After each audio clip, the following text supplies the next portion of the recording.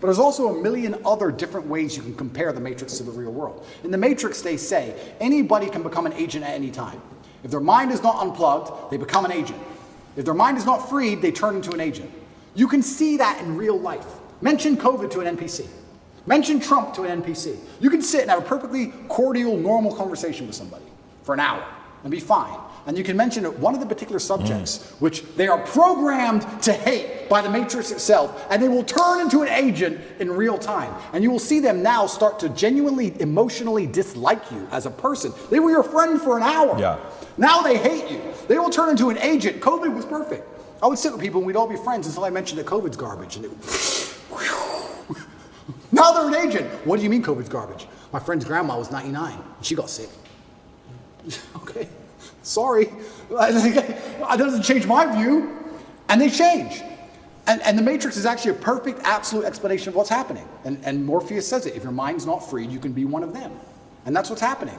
And this is why we don't have competing sets of parameters which are trying to argue about which is the best way to run the world. We have people with parameters who believe in family and love and God and tradition and taking care of yourself and taking care of others. There's people with moral standard and there's people with none. Zero. Empty vessels, agents who are programmed on any given day of what they're supposed to care about. These people can't tell me they care about things. That's what's most annoying about my position, because it's absolutely and utterly weaponized virtue they use against me. The people who hate me because, one, I truly believe, and I know this is arrogant to say, but I feel like I have to say it. There's definitely a massive jealousy implement. If I wasn't so tall and rich and good looking, it wouldn't be happening. They don't fucking like me. They don't like me because I remind them of the jock at school that took their girl. That's part of it, right? They don't like me personally. So it's true. So they try and find an attack vector. And what happens when you have somebody who's monumentally successful across all realms of human endeavor, the only way you can attack them is by calling them a bad person. They can't call me stupid, they can't call me ugly, can't call me broke, can't call me weak, they can't call me any of these things. So how do we attack this guy? Well, he's a bad person. How do you call someone a bad person? You weaponize virtue. None of the people, who are pretending to give a shit about women and that I'm bad to protect women have any interest in protecting women. None of these people think I better become physically strong to protect women. None of them even believe in protecting a woman in a physical scenario. None of them even believe in protecting their family. None of them donate to any charities that involve women, nothing. They're just taking the virtue and weaponizing it and attacking me with it. Me as a person who donates $25 million a year to charity to feed both male and female children. Me as a person who believes I have a responsibility to be physically capable so that any woman I'm walking down the street with is safe. I do more for women than any of these clowns would ever do.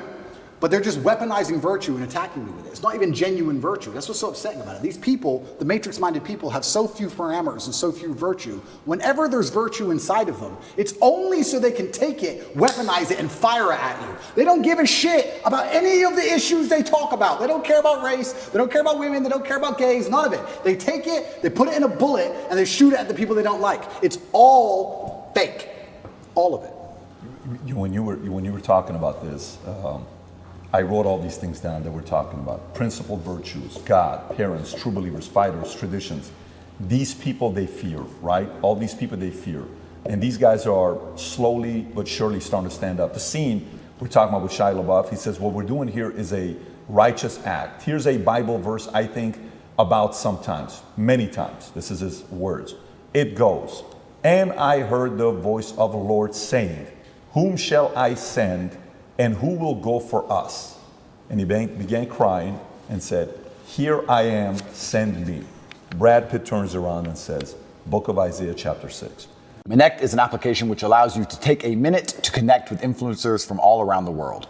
My name is Andrew Tate, and I'm available to speak directly to you on Connect. So if you like this clip and you want to watch another one, click right here. And if you want to watch the entire podcast, click right here.